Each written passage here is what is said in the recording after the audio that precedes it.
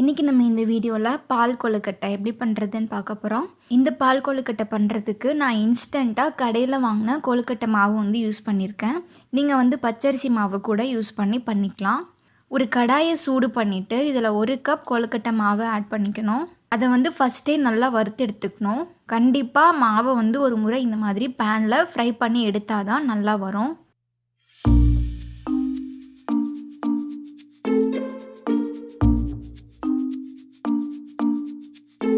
இப்போ இது நல்லா ஃப்ரை பண்ணி எடுத்துட்ட பிறகு ஒரு கடாயில் 1.5 கப் தண்ணி ஆட் பண்ணிக்கணும். 1 கப் மாவுக்கு 1.5 கப் தண்ணி ஆட் பண்ணால் கரெக்டாக இருக்கும். இதுலேயே கொஞ்சமாக உப்பு ஆட் பண்ணிக்கணும்.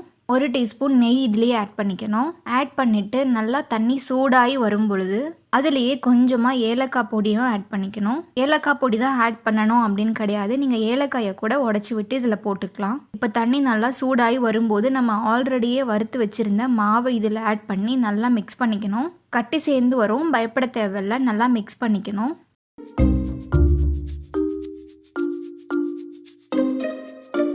இப்போ மாவு நல்லா ஆறிட்டு இருக்கட்டும். அந்த கேப்பில் நம்ம ஒரு கடாயில் 1 கப் பால் ஆட் பண்ணிக்கணும். இதுலேயே தேவையான அளவு சர்க்கரை ஆட் பண்ணிக்கணும். சர்க்கரை உங்களுக்கு எவ்வளோ விருப்பமோ அதுக்கேற்ற மாதிரி நீங்கள் ஆட் பண்ணிக்கலாம்.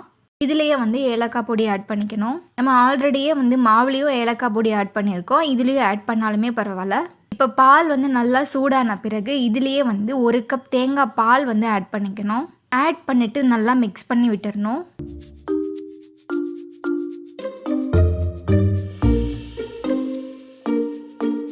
இப்போ இந்த பால் நல்லா கெட்டியாக வர்றதுக்காக இதுலேயே 1 டீஸ்பூன் மாவு ஆட் பண்ணிக்கணும். இப்போ நல்லா இந்த மாவு ஆறின பிறகு இதை நல்லா பிசைஞ்சு எடுத்துக்கணும்.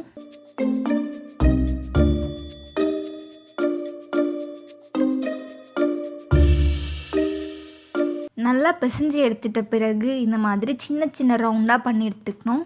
இது ரொம்பவே ஈஸி தான், 15 மினிட்ஸில் டக்குன்னு பண்ணிடலாம்.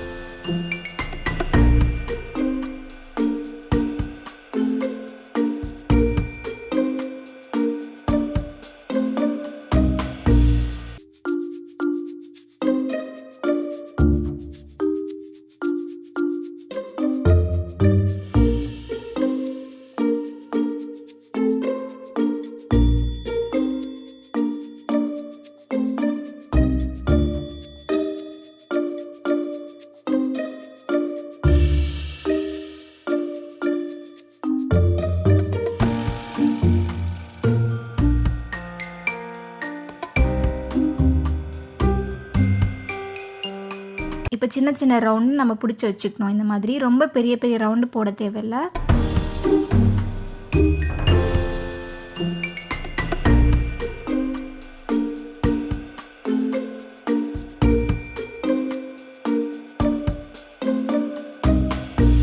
இப்போ நல்லா பால் கொதிச்சிட்டு இருக்க இந்த கேப்பில் நம்ம ரெடி பண்ணி வச்சுருந்த கொழுக்கட்டையை இதில் ஆட் பண்ணிக்கணும்.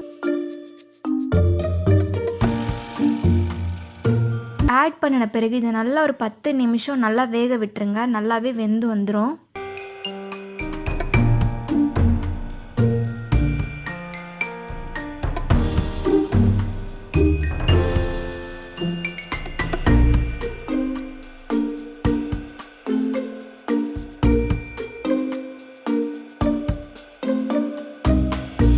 இந்த மாதிரி எடுத்து ஒரே ஒரு இதை மட்டும் செக் பண்ணி பார்த்தோம் அப்படின்னா நல்லா கட் பண்ணுறதுக்கு ரொம்ப ஈஸியாக வரும். அப்போ இந்த கொழுக்கட்டை நல்லா வெந்துருச்சுன்னு அர்த்தம். நம்ம தேங்காய் பால் இதெல்லாம் ஆட் பண்ணியிருக்கிறதால ரொம்பவே டேஸ்ட் வைஸ் ரொம்பவே சூப்பராக இருக்கும். 1 கப் அரிசி மாவுக்கு 1.5 கப் தண்ணி கரெக்டாக இருக்கும் மாவுக்கு. அதே மாதிரி 1 கப் நல்லா கெட்டியான பாலுக்கு 1 கப் தேங்காய் பால் வந்து கரெக்டாக இருக்கும். இது 2 மட்டும்தான் ஞாபகம் வச்சுக்கணும். ரொம்பவே ஈஸி தான், டக்குன்னு பண்ணிடலாம். இப்போ பாருங்கள் எவ்வளோ சூப்பரான பால் கொழுக்கட்டை ரெடியாக இருக்குது அப்படின்னு. இந்த ரெசிபி உங்களுக்கு யூஸ்ஃபுல்லாக இருக்கும் அப்படின்னு நினைக்கிறேன். ட்ரை பண்ணி பார்த்துட்டு எப்படி இருக்குன்னு எனக்கு கமெண்ட்டில் சொல்லுங்கள். Thank you so much.